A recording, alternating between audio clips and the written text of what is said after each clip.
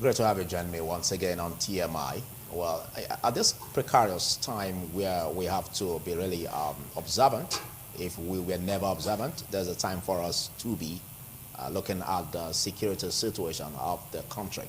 Well, like I earlier said in the opening, we got reports early in the month of October where it was said that, there could be a challenge of INEC conducting election, safe polls in 686 communities. And that will capture about 90 local government areas and, of course, 18 states.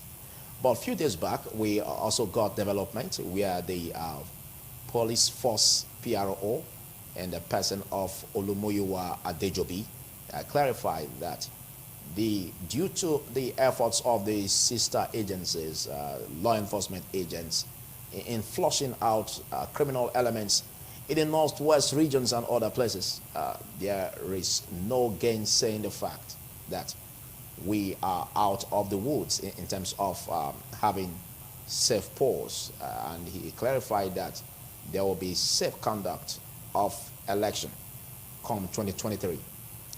But again, joining me to discuss this as we look at the security alert also raised by the United States and being sensitive at that, we have a security expert, the President MD/CEO of Sapphire Shield Safety Awareness Initiative. He is Reverend Dr. Sheriff Azeke. Thanks for joining me, Sheriff. Thank you this morning, viewers, and thank you for having me. All right, you are a security expert, and I've seen your wits. I've seen what you've been setting up to make sure that we are able to tackle these challenges at every community level. Now, with this development coming up and the U.S. Embassy alert on Abuja, what do you make of this? Do you see any need or respite in this direction? Because if we are to look at the fight of the law enforcement agencies against this armed non-actors, state actors, we could say that, there's been some huge efforts in wiping out these criminal elements, like the police force PRO said. But how do you marry this with the U.S. Embassy security alert on Abuja? Well, first of all, in Nigeria, our problem presently is insecurity. If you ask me, number one problem of Nigeria is insecurity. Number two problem is insecurity. Number three problem is insecurity. We can talk about number four, economy and the rest. Because we are confronted with this terrible monster. They've allowed this monster to grow so big that it's like becoming too difficult to control. Because security is the protection of lives, properties, and the environment. Now, and the major assignment of government is to protect the lives of the citizens, not just the life, the environment, and the properties of the citizens. Now, the U.S. has given a signal. Must we wait for a signal to come before we do so many things we need to do? Now it's like this, everybody's running etasketa right now because of that information given a few days ago. We should be a proactive society, not a reactive society.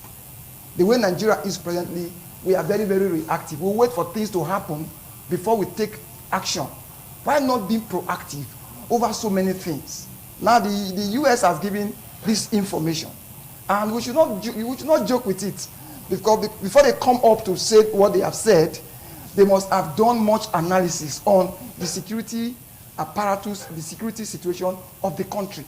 And they've seen where this thing is coming from, and these guys are ready to do whatever they plan to do. So they just have to say this one, number one, for their own citizens too, to be protected, because they value lives very well. We have a system, we have a society, and we have a government who does not give premium value to lives. We must allow things to happen first before we begin to put too many things on ground. I want to say here this morning that we should not play with this information, that there's going to be a sudden attack by terrorist group. We should not joke with it. And all the security personnel. They should put their house in order, apart from the security personnel. Security is not about security personnel. It's not about the gun and the uniform. Security is about the protection of everybody, and everybody should be a stakeholder to when it comes to security issue. Okay, but at the point where you said that the government does not place value on lives, you know, I was taken aback because you are a security expert. If you look at reports where the law enforcement agents, you know, have done a lot in terms of decimating these terrorists, in terms of driving them away from their spots, you know, and a lot of scores which reported that the law enforcement agents killed, you know. Isn't this showing that the administration of President Muhammadu Buhari is serious and responsibly head-on in fighting these criminal elements? Which we are not going to negate the fact that the security agencies are not doing their best. I can't come here to say that they are not trying. They are trying. But when you are trying and your best is not enough, what do we say? It's not a matter of driving these people. Just like the hyenas. You are driving the hyenas. They will come back. Because if you don't put systems and structure for them never to come back, they will eventually come back. Because we need to address security from the grassroots. We don't need to begin to handle it from the top. If you handle it from the top, it will still backfire.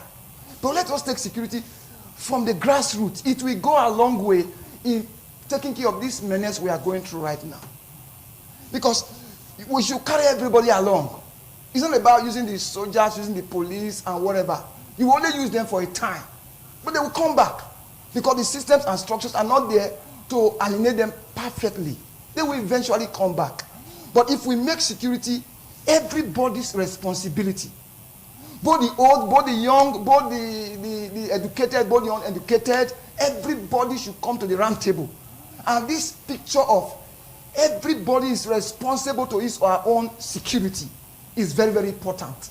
The time I'm responsible to my own safety, you are responsible for your own safety. The police, the army, they will have little work to do. That is what I am canvassing. Okay, when you say bring security to the grassroots. Okay, and there should be strong awareness. Okay, but you also agree that because you even said it earlier on about the weaponry that these armed non-state actors have against the people of the nation state, and if you say that every citizen, you know, should be security conscious, should be involved. At what point should they be involved? Because I think it would be cowardice if someone who is not armed, you know, faces one who is armed in a battle. Okay. When I say involvement, I'm not talking about you should give them harm. I keep on saying that security is not about the gun. It's about the education. Because when the people are educated, they are oriented, there is strong awareness, the whole thing will be beautiful. Because when you bring everybody to the round table, there are people who are licensed to carry guns, which are the uniformed men. Then there are people who are not licensed to carry guns. These people should be educated. They should be given security knowledge. They say knowledge is powerful. Because if I have knowledge, you have the gun, both of us go to the battleground, we will win the battle. But if you have the gun, I have the gun, I don't have knowledge, we will miss the whole thing. Those who are not permitted to carry guns, they should be given enough knowledge on security issues. This knowledge has not gone down to the grassroots. The awareness is too meager. The education is too low. The common Nigerian does not have security education. So anything that happens when it comes to security, they will always want to run to the police, to the soldiers, and the rest. It ought not to be so. Like all other nations, what they are doing. They even have to put security as a subject in their curriculum. Right from the kindergarten, right from the primary school, these people are taught the nitty-gritty of security. Okay. As they grow up, they come with that knowledge of how to safeguard themselves. Okay, with the statement credited to the police force, PRO Olumuyiwa Adejobi, concerning that there should be no fears, you know, about the safe conduct of the 2023 polls, and then skirmishes or this development coming up. Would you take that statement as political? Well, he's doing his job. You don't expect him to say there should be fear. We all expect him to say there should not be fear, no panic. Would that not be not telling the truth? What we're going to say is, if somebody says, don't be afraid, is to calm the situation. But on your own, because don't be afraid means there's something. If somebody says, don't be afraid means there's already something on ground. Just trying to pacify you to make sure that you are not agitated, you are not taken away from the picture. He's doing his job, like what I will say. But what we need to do is, the election is coming. And there are indices of insecurity that we emanate from different angles. So that's why I say we need to be proactive. We need to put our house in order. The INEC has much to do. The government has much to do. The electorates have much to do. Everybody, that's why I say security is everybody's responsibility. Everybody should come to the table. You know your responsibility. You know your area. Everybody knows his own area. We will definitely fight this battle and win. Okay, we'll look at the inadequate number of the policemen, as compared to the standard of the United Nations as it should be. And then the challenge where we have a huge number of these policemen, servicing campaign councils, politicians, and we've been having various attacks, at rallies, recently at campaign grounds. We had that in PDP during this flag off by Atiku in Kaduna. We also had that of the Jandon, aka Jandon, in Lagos, the governorship candidate, PDP. And then we also had that of APC rally in Ibadan. Now, there's this huge attention and crying out that there should be much policemen attached to these politicians or to protect the vicinities at campaign grounds. And we're already having short number of this to protect the citizenry. Now, what do you make of that? Do you see that as a healthy statement? I think the level in which we are going to a point where we may not be able to control what is ahead of us. Why I said that one? Politics is becoming very expensive. People want to go into politics not because of they want to serve the people. Majority of politicians want to go there and make money because there's money in it. If the government can look at it very well and reduce the chunk of money that is going into this system, I think there will be reduction of this agitation. I must be there. It's not do or die. You are a public servant. You are going there to serve the people. You are not going there to become lord over the people. But in our system, it's the other way. People think there's money there and it's going to be do or die. I must be there. I must put every machinery on ground to make sure I'm there. With this, all this issue will bring insecurity. And the level in which we are right now, the police, they are always the sacrificial lamb.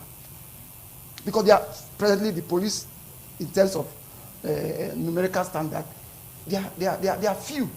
Comparing the numbers of Nigerians. We are going to 200 over 200 million. We are going to even around 250 million in population.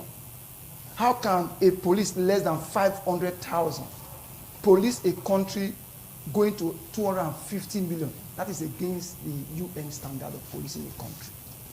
So there's already a problem there. Because the time this issue comes up, they will always bring the police in. And the police, they are not enough. Their numbers are few. So what are we going to do? Apart from their numbers being few, what about their kits? What about their weapons? What about the police? The wherewithal to fight this criminal elements? To be sincere. When it comes to security issue, especially in studio like this, you have to economize the truth. We are not, the system is, you can't say your heart. But we just have to say one or two things. Nigerian police is underfunded. Me and you know that. Nigerian police is underfunded.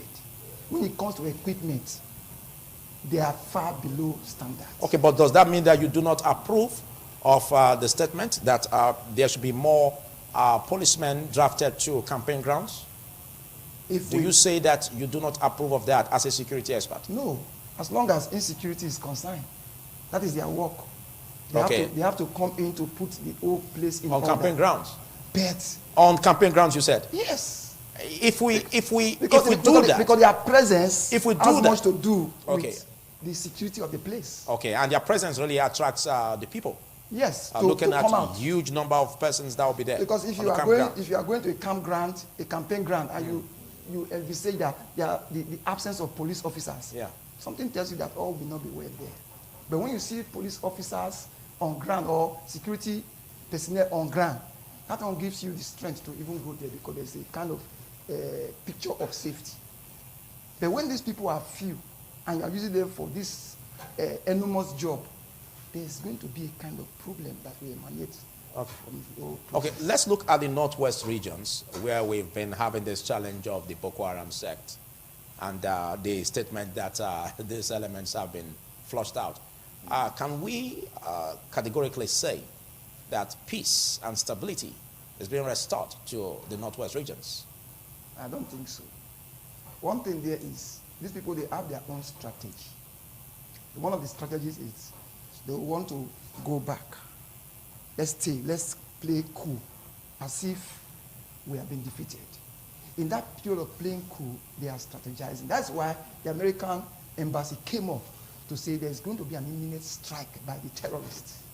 These guys were able to do intelligent gathering. So within the little gap of silence, they were able to... They are coping up to do something.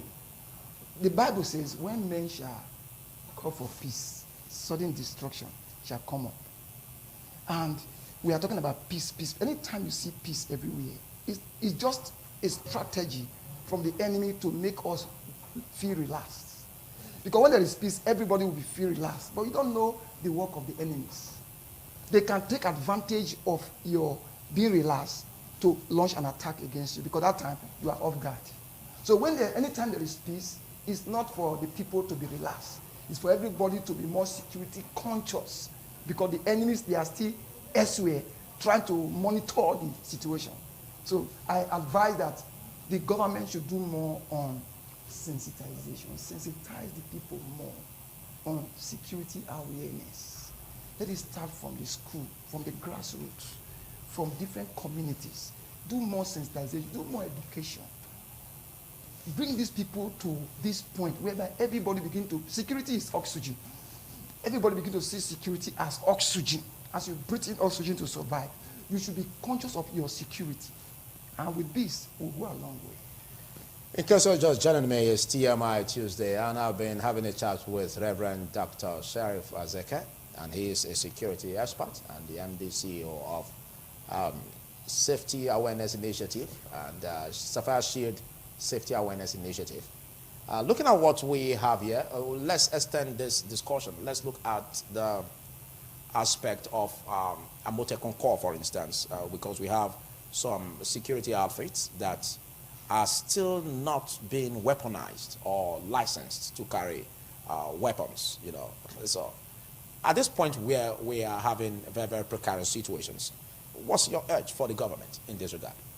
I think the private security, they are there to synergize with the federal security to put security in place.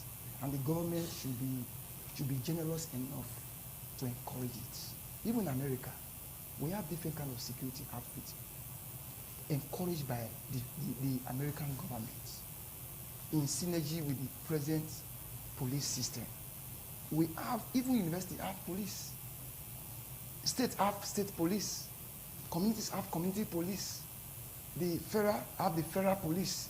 So they decentralize the whole system to see that the security apparatus get to the grassroots. But a system whereby everything comes from the top and we want to manage the down is very difficult. There's this agitation of state police, community police. The government is still keeping a kind of hardiness to that direction. That's why you see this whole thing is still coming up every day, because the present police have been overwhelmed. The work is much on them. Let's be frank. The work is much on them. Look at the statistics. Look at the numbers of police, and look at how many taking care of VIPs, how many taking care of even the citizens. You discover the numbers of police officers taking care of other things, both facilities, both VIPs and government functionaries. They are more than even the ones taking care of the citizens. So we need to increase the numbers of police recruit more police, fund the police force, do more training, and also encourage other sister agencies and private security. Okay. Like Okay, but let's not also take our minds away from the very fact that there could be tendencies for these security outfits to be used by politicians or state governments in elections to win elections. You know, because reports had it, you know, for security agents to be drafted for the election, they have to take some security outfit away. Amotekun is not part of it, and some other security outfit. So don't you think this could be, if we put more energy in terms of, or the government puts more energy in terms of going down to, you know, license them with weapons? Don't you think this could be another challenge, you know, in elections, where we see them pouring out as fueling thuggery, you know, political thuggery that could also endanger the lives of the populace? I think when they are trained, I think they will not go that. They will not do that. When they are well trained, because if the politicians want to still use the government police, they can still use them, which we are seeing. When you say when they are well trained, are you forgetting the fact that he who pays the piper dictates the tune? Yes, to an extent. That's why I talk about enlightenment. When the people are enlightened and the people are educated, the time you are trying to go that way, everybody knows that you are going that way and you are going against the law. But when the people are not enlightened on this issue of security, anybody can do anything. Because the worst enemy of man is not even the devil, it's ignorance. Because what you are ignorant to has power over you. That is why knowledge is power. The time we expose this knowledge to the people on security issue, it will go a long way to take care of so many things. Because when people are educated, they are trained, they are equipped, they are licensed, and they are encouraged. No, we can't see somebody coming up to use them. There will be too much for one person to use. Okay. Let's look at the area of a wing of the armed forces, like the Air Force, for instance. And there has been much need for surveillance, air surveillance, you know, to landscape the country and communities, and see how, you know, soldiers can be drafted on the ground, you know, in terms of what they were able to capture as areas of violence or that are not safe for the people, for the citizens. So what efforts can you say, what is the performance assessment of the Air Force, a wing of the armed forces, I think in fighting terrorist activities? I think with these recent days, the Air Force have done, they've done much in that area. But I'm also going to encourage them to do more. And the issue of security is not about this gun issue. We should use technology. Technology is faster and better when it comes to results in the issue of security. If our government should encourage our military to be involved more on technology. America came up a few days ago and told us that there's going to be a kind of a terrorist attack in Abuja and other areas. They didn't move from bush to bush. Right in their control room, they did more on this intelligent gathering, and they used more on technology to assess and to get information on what these guys are planning. It's not a rocket science. We need to involve our military more on technology. We don't need to, the military, the soldiers don't need to lose their lives. This killing of soldiers is very, very unnecessary, even in this technological era. Okay, but don't you think the security alert, if we are to look at it strictly, is even coming late? Because even before now, there have been reports where, you know, bandits, you know, and terrorist activities have been geared towards unsettling the FCT of the country. So if you say that the security alert, you know, by the U.S. Embassy, will you say that is rather coming too late? It is what there have been activities in that direction. Yes. So it seems no longer news. It's no longer news, but if we take it as the way we used to take it, sudden destruction will take place. Just like the Kuje prison break that day. They were intelligent gathering. They were things like this, but it was not taken seriously. But this time around, you see, even yesterday, school was not in section. And in Abuja right now, some schools have closed because of this apprehension. Yes, there's this apprehension, this fear. You don't take these people for granted. If you take them for granted, you'll be grounded because they are not joking. And when America comes to say something, they are not also playing pranks. It's not political. They are telling you what is going to happen. The reason for saying this one is for us to be proactive. for us to put our house in order to make sure that this sudden destruction does not take place. So it's not a matter of everybody calm down, nothing's going to happen. We are not going to calm down, and we are not going to take that word, nothing's going to happen. What we need to do is that everybody should be security conscious. And everybody should be educated. From community to community, there should be more, I keep on saying, there should be more security awareness. There should be, like what the ITV, what this station is doing. You guys are doing much. Like this program now is a kind of orientation, giving information, the right information for the people to be abreast with what is happening. You are doing your own bit. The government should do its own bit. Individuals should do their own bit. Parents, family, communities, neighborhood. It goes down to the grassroots. Everybody. There should be advertisement. There should be jingle. There should be playlet for it. There should be awareness. There should be lectures. There should be symposium. Okay. When these things are going on, billboards everywhere. Okay, let me take your minds back to what you said concerning the efforts of the Air Force in terms of surveillance and air bombardment of terrorist camps. Now, there's been much cry from the citizenry about the deployment of the purchased Tucano aircraft under the present leadership of President Muhammadu Buhari. Now, being that as it is, some are saying that much deployment has not been made in that regard in terms of deploying these Tucano aircraft to fight insurgency and insecurity. Do you agree? If you allow me to say this, security, when there is no sincerity, there will be obscurity. When you are handling security and you remove sincerity, what you are going to see is calamity. Definitely.